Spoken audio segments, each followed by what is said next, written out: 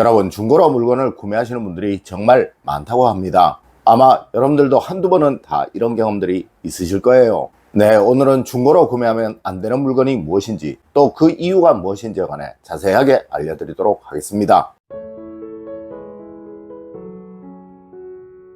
여러분 안녕하세요, 이정민입니다. 여러분, 물건 하나 잘못 들여서 어려움을 겪는 분들이 정말 많습니다. 이는 그 물건의 기운이 나쁜 것이라서 나의 기운 역시도 나쁘게 만들어 버리기에 그러한 거예요. 물론 한두 개 정도 이런 물건이 있다고 하여 큰 문제가 되지는 않습니다. 네, 간혹 하나 정도 중고로 물건을 거래하시더라도 이것이 여러분의 기운에 크게 영향을 주지는 않는다는 거예요. 하지만 문제는 중고로 거래를 하는 사람들은 늘 중고로 물건을 구매한다는 것입니다. 맞습니다. 이런 물건들이 집에 쌓여가면서 그 기운들이 어느 순간 집에 흐르는 기운을 아주 나쁘게 만들어 버린다는 것이죠. 여러분, 특히 그 중에서도 이런 물건은 단 한두 개만으로도 여러분의 가정을 불행으로 몰고 갈 수 있으니 정말 주의를 하셔야 합니다. 첫 번째로, 여러분, 망자의 물건 중 흉한 물건은 절대입니다.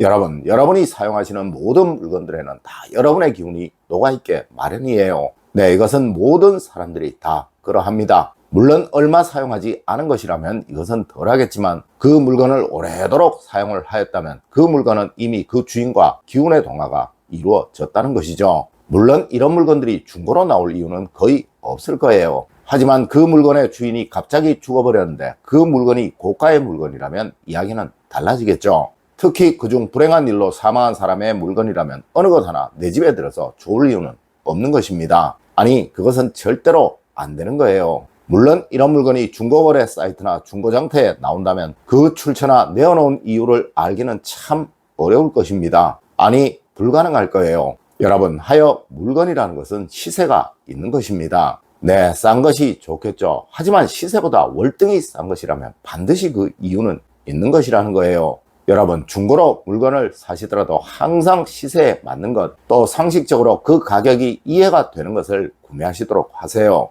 그래야 행여 생길 수 있는 그 물건으로부터의 불행을 막을 수 있다는 점 꼭 명심하십시오. 두 번째로, 그 자체의 기운이 나쁜 물건입니다. 여러분, 실제로 이런 물건들이 정말 많습니다. 내 친구에게 몇 개 얻어 집에 들여놓았다가 계속적으로 불행이 생겨 어려움을 겪는 사람들이 정말 많다는 것이죠.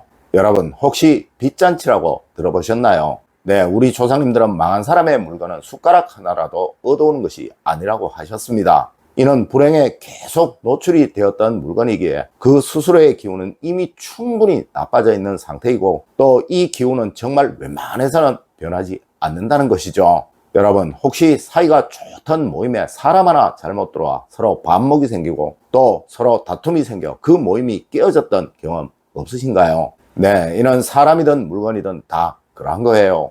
여러분, 분명 여러분의 집에는 모두 기운의 균형이 이루어져 있어요. 이 기운의 균형이 나쁜 기운을 가진 물건 한두 개로 인해 깨어져 버린다면 정말 불행한 일이 생길 수 있다는 것이죠. 여러분, 망한 사람의 물건, 망해가는 사람의 물건이라면 어떤 경우이든 얻어오지 마세요. 물론 이런 물건이라면 돈을 주고 구매하는 것도 아주 나쁜 거예요. 하여 앞서와 같이 중고 물건을 사실 때도 항상 시세에 맞게 구매를 하셔야 하는 거예요. 맞습니다. 중고차를 사실 때도 사고차나 침수차, 문제가 있는 차는 무조건 그 시세보다 훨씬 저렴하게 마련이라는 것이죠. 세 번째로, 여러분, 옷과 액세서리는 가능한 중고 거래를 하지 마세요. 여러분, 정말 웬만해서는 중고로 사지 말아야 할 물건이 바로 옷과 액세서리입니다. 물론 개봉 전의 것, 또 개봉은 하였더라도 한 번도 입지 않았던 것이나 또 한두 번 정도 입었던 것, 착용을 하였던 것이라면 큰 문제는 없을 것입니다. 하지만 오랫동안 사용을 하였던 것이라면 그것은 정말 주의를 해야 하는 거예요. 특히 고가의 물건이라면 더욱 그러하겠죠. 여러분, 이런 것은 거의 대부분 망한 사람의 물건이거나 또 그 물건의 당사자가 문제가 생겨서 내어 놓는 것입니다. 맞습니다. 이런 것은 절대로 안 되는 것이라는 거죠. 여러분, 내 몸에 착용을 하는 것은 늘 나의 기운과 동화가 가장 많이 되는 것들이에요. 나의 기운에 불행이나 불운의 기운이 흡수된다는 것은 정말 안 되는 일이라는 것이죠. 네 번째로, 여러분, 밥솥이나 식기류는 정말 조심하십시오.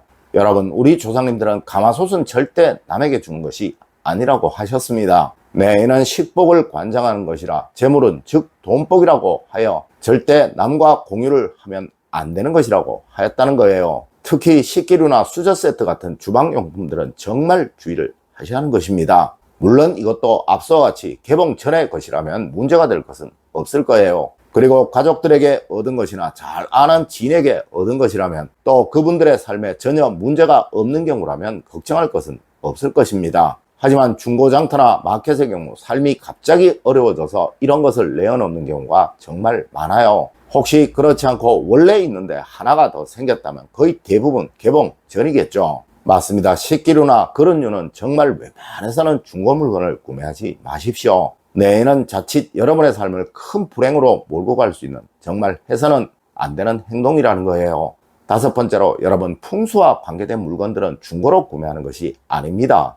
여러분, 풍수와 관계된 물건들, 즉 그림이나 글씨들, 또 식물이나 화초, 그 외 종교 물건들은 중고로 구매하는 것이 절대적인 금기입니다. 네, 이는 구매자의 삶을 불행하게 만드는 정말 좋지 않은 거예요. 하여 풍수 물건은 그 쓰임이 다하였다면 무조건 버려야 한다라는 말을 하는 것입니다. 네, 이런 물건을 중고로 내어놓는 경우는 딱 두 가지예요. 하나는 좁은 집에 살다가 큰 집으로 이사를 하여 더 좋은 것을 구매한 경우일 것이고, 또 하나는 큰 집에 살다가 좁은 집으로 이사를 하여 이것을 어디 놓을 곳이 없어 판매를 하는 경우가 그것일 것이라는 거죠. 여러분, 후자의 경우라면 이 물건은 여러분의 집안을 망하게 하는 물건일 수도 있는 거예요. 맞습니다. 실제로 풍수 물건이 중고로 나오는 경우는 거의 대부분이 후자의 경우라는 것이죠. 하여 어떠한 식이든 풍수 물건을 중고로 구매하시는 것은 자제하시는 것이 좋은 것입니다. 여섯 번째로, 시계나 반지, 보석류 같은 고가의 물건들입니다.